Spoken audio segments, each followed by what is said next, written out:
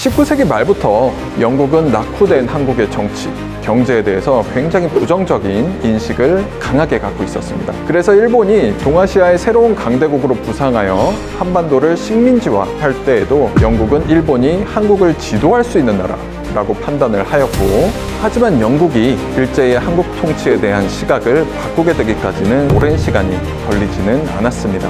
3.1운동을 바라본 영국의 시선이 우리에게 주는 교훈은 무엇일까요?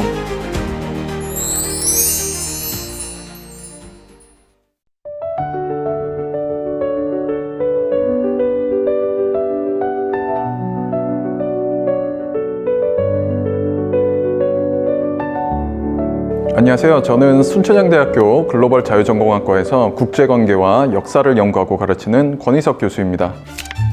오늘 저는 1919년 3월 1일 시작되어 한반도 전역을 독립만세로 뒤흔들었던 3.1운동에 대해서 이야기를 하고자 합니다.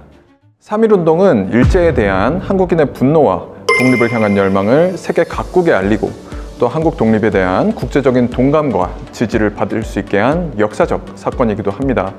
저는 당시의 여러 강대국 가운데에서 특히 영국이 바라본 3.1운동에 대해서 이야기를 해보고 싶습니다.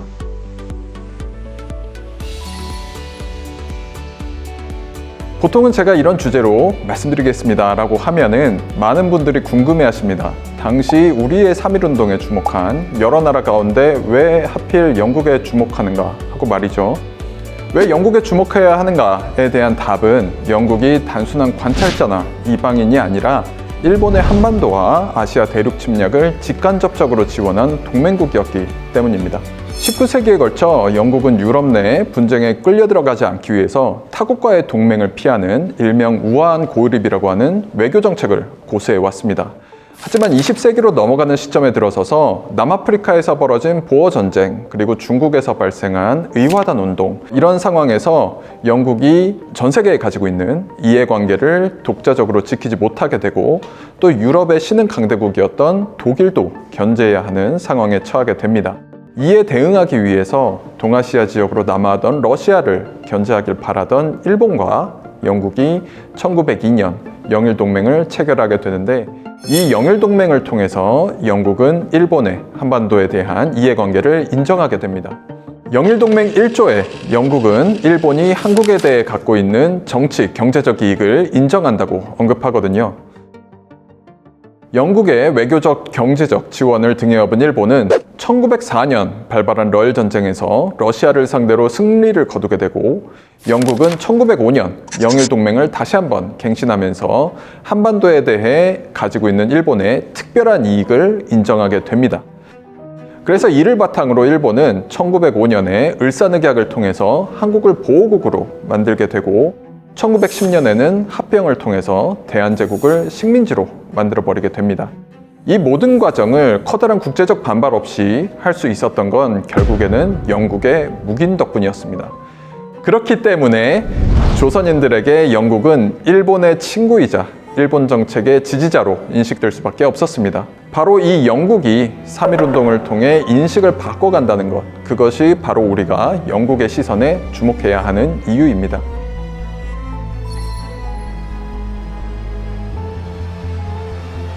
19세기 말부터 영국은 낙후된 한국의 정치, 경제에 대해서 굉장히 부정적인 인식을 강하게 갖고 있었습니다. 당시 세계 최강대국이면서 가장 근대적인 산업국가 중 하나였던 영국의 시선에서 볼 때 한국은 매우 낙후되어 있고 다른 문명의 지도가 필요한 국가였습니다. 그래서 일본이 동아시아의 새로운 강대국으로 부상하여 한반도를 식민지화할 때에도 영국은 일본이 한국을 지도할 수 있는 나라라고 판단을 하였고, 1905년에 을사늑약, 그리고 1910년에 한일병합도 묵인을 하게 됩니다. 하지만 영국이 일제의 한국 통치에 대한 시각을 바꾸게 되기까지는 사실 오랜 시간이 걸리지는 않았습니다. 1911년 백오인 사건이 그 시작점이었는데요. 백오인 사건은 일제가 데라우츠 총독 암살모의라는 거짓 혐의를 가지고 신민회 그리고 개신교계 지식인 등 약 600여 명을 대거 체포하고 이들에 대한 고문, 강제 자백을 기반으로 해서 이 중 105명에게 유죄 판결을 내린 사건이었습니다. 영국이 일본과의 불평등 조약을 1894년에 개정하면서 치외법권을 삭제하고 일본과 동맹을 맺은 것도 결국에는 유럽과 대등한 소위 말하는 문명국의 수준에 일본이 올라섰기 때문이라고 생각을 했었습니다. 체계적이고 민주적인 법치를 할 것이라고 이제 믿은 거죠. 그래서 이런 개신교인들을 대상으로 한 일제의 강압적인 태도를 본 영국이 경악을 금치 못하게 됩니다. 해밀턴 홈즈 영국 총영사대리는 조선 내 형사 사법부가 가장 강압적인 방식을 쓰고 있다라고 비판을 했고, 주일 대사였던 클로드 맥도널드 영국 대사는 배고인 사건을 사법에 대한 농락이라고까지 표현하기도 합니다.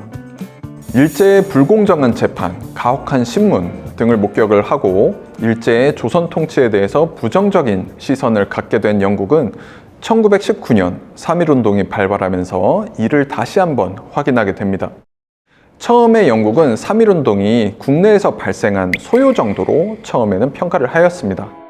그러다가 호주인 영국인이 체포가 되는 사건이 발생을 하면서 일제의 3.1운동 진압 과정에 대해서 주목을 하게 됩니다. 그러다가 1919년 4월 15일 일본군이 수원 제암리에서 기독교도 20여 명을 교회에 모아놓고 집단 살해하는 제암리 학살 사건이 발생을 하면서 적극적으로 일제의 정책을 비판하기 시작합니다.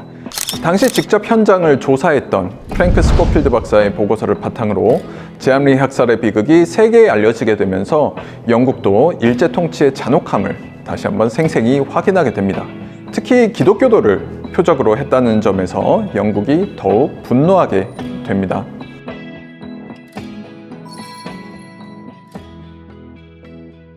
영국은 한국인이 일제 통치에 불만을 갖게 된 근본적인 원인은 결국에는 일제의 조선 정책에 있다고 보았습니다.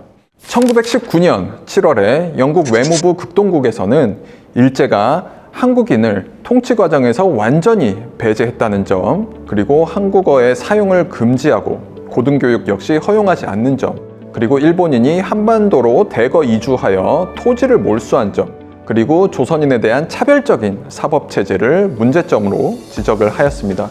그리고 이 보고서를 바탕으로 당시 외무장관이었던 조지 커즈는 진다 스테미 일본 대사를 소환해서 이 보고서를 바탕으로 한 대책을 요구하였습니다. 그런데 당시 커즌 외무장관이 한 말이 한국인이 듣기에 그렇게 기분 좋기만 한 말은 아니었습니다. 커즈는 진다 대사에게 조선인들이 후진적이고 멍청할지는 몰라도 단순하고 애국적인 사람들이라고 말하면서 이들을 행정에서 완전히 배제하는 것은 큰 실수가 될 것이다 라고 이야기를 했었거든요. 이 한마디에 당시 영국의 인식이 고스란히 드러납니다.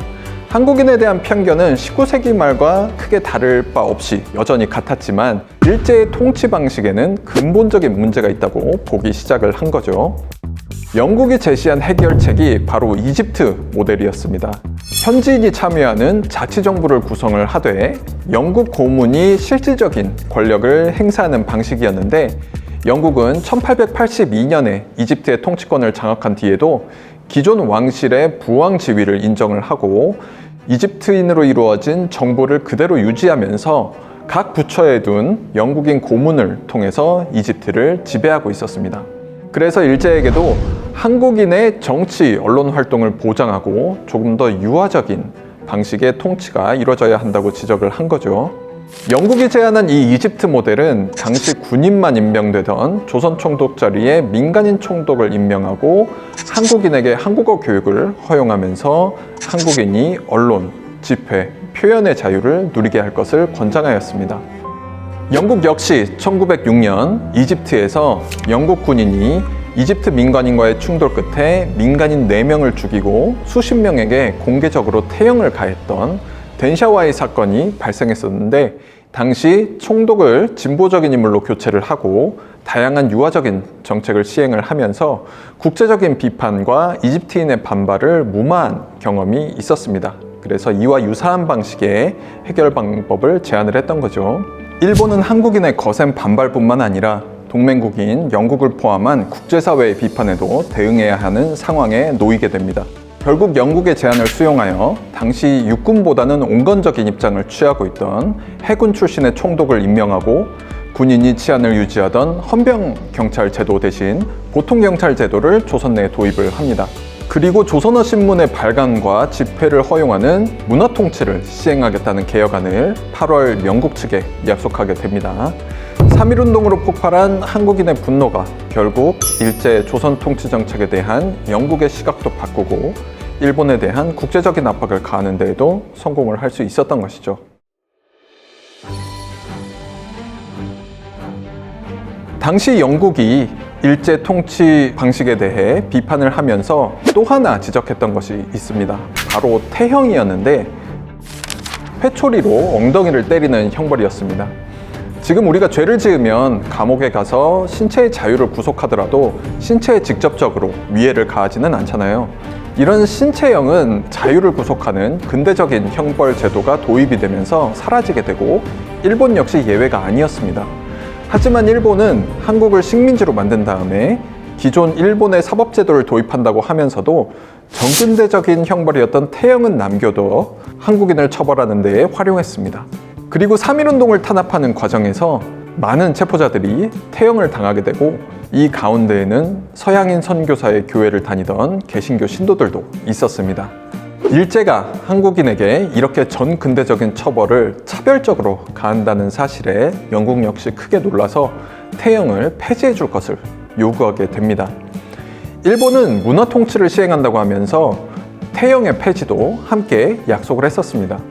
하지만 그 이후에도 일제가 한국인에게 태형을 계속 시행하고 있다는 보고가 올라오게 되니 영국 측에서는 일제의 태형을 암흑시대에나 있을 법한 야만적 정책이라고 맹비난하면서 국제사회의 비난이 있을 것이라고 경고하기도 했었습니다.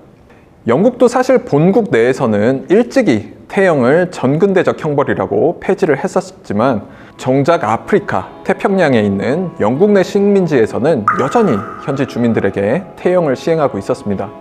그렇다면 영국은 왜 일본만 비판을 한 걸까요? 핵심은 누구에게 가하느냐였습니다. 영국이 문제 삼은 건 한국인 기독교도들이 태형을 당한다는 점이었습니다. 이 서양 선교사들과 연결된 한국인들이 이런 전근대적 형벌을 당하는 모습이 만약 서구 사회에 알려지게 된다면 동맹국으로서 영국이 받을 외교적 부담을 우려를 했던 거죠. 결국 계속되는 영국의 압박 끝에 일본은 1920년 4월 태형을 공식적으로 폐지하게 됩니다. 결국에는 영국의 압박이 효과를 본 셈이었습니다.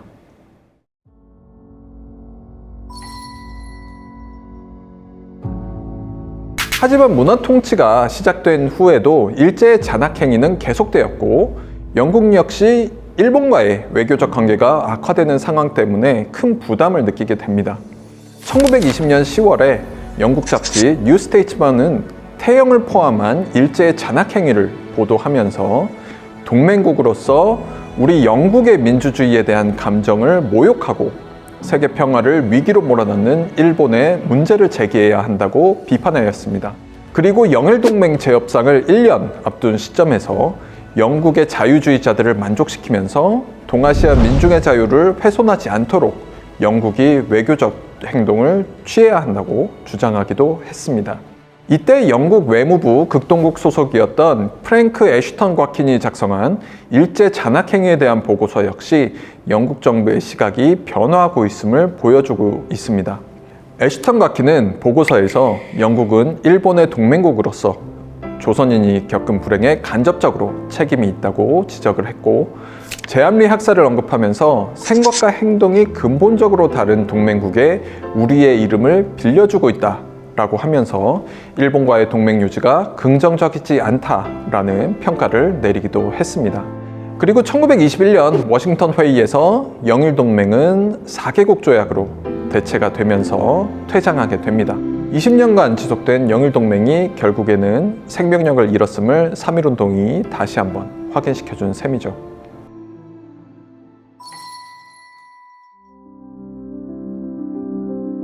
그럼 3.1운동을 바라본 영국의 시선이 오늘 우리에게 주는 교훈은 무엇일까요? 첫째는 비폭력운동이 가지고 있던 힘입니다.